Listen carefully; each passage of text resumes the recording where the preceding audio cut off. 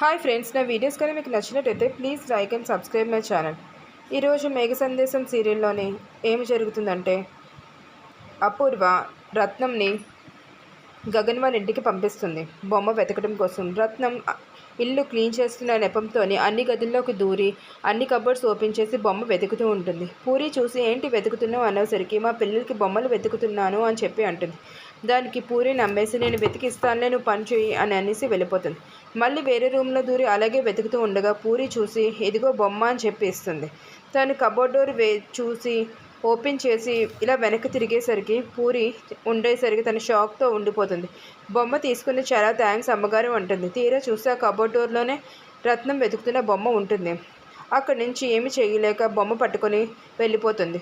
అపూర్వ call చేసి చెప్తుంది, ఇక్కడ బొమ్మ ఉంది కానీ అందులో ఏమీ లేదు అని చెప్పి. లేదు రత్నం, నువ్వు వెతుకు, ఆ ఇంట్లోనే ఉంది అని చెప్పి అంటుంది. దానికి సరే అమ్మగారు, మీరు బతిమాల అవసరం లేదు, నేను వెతుకుతాను అని చెప్పి చెప్తుంది. ఇక్కడ చూస్తే శరశ్చంద్ర దగ్గరికి ఉదయ్ వచ్చి నేను భూమిని పెళ్లి చేసుకోలేను, భూమి గగన్ ఇద్దరు ప్రేమించుకుంటున్నారు అని అంటాడు ఉదయ్. దానికి అపూర్వ అంటుంది, మా అమ్మాయి చాలా అమాయకురాలు, ఎవరినైనా ఎట్టే నమ్మేస్తుంది, కాబట్టి మీరే ఎలాగోకలాగా దారికి తెచ్చుకొని తనని పెళ్లి చేసుకోవాలి అని చెప్పి అపూర్వ ధైర్యం చెప్తుంది ఉదయ్తో. దానికి ఉదయ్ కూడా అనుకుంటాడు, అవును అనుకొని ఏదో ఒకటి చేసి భూమి నేను పెళ్లి చేసుకోవాలి అని చెప్పి అనుకుంటాడు. అక్కడి నుంచి నేరుగా డ్యాన్స్ ఇన్స్టిట్యూట్కి వెళ్తాడు. వెళ్ళి అక్కడ భూమితో మాట్లాడాలని చెప్పి రూమ్లోకి రమ్మని చెప్పి తీసుకుని వెళ్తాడు. రూమ్లోకి వెళ్ళిన భూమితో మాట్లాడాలనుకునే లోపలే గగన్ రావటం చూసి ఏదో సీన్ క్రియేట్ చేయాలని చెప్పి అక్కడ పేపర్స్ పడేసి ఇద్దరు పేపర్స్ ఎత్తుతున్నట్టు నటిస్తూ ఉంటారు. అప్పుడు ఉదయ్ అక్కడ భూమికి తనకి మధ్యలో ఏదో జరిగినట్టు క్రియేట్ చేస్తాడు.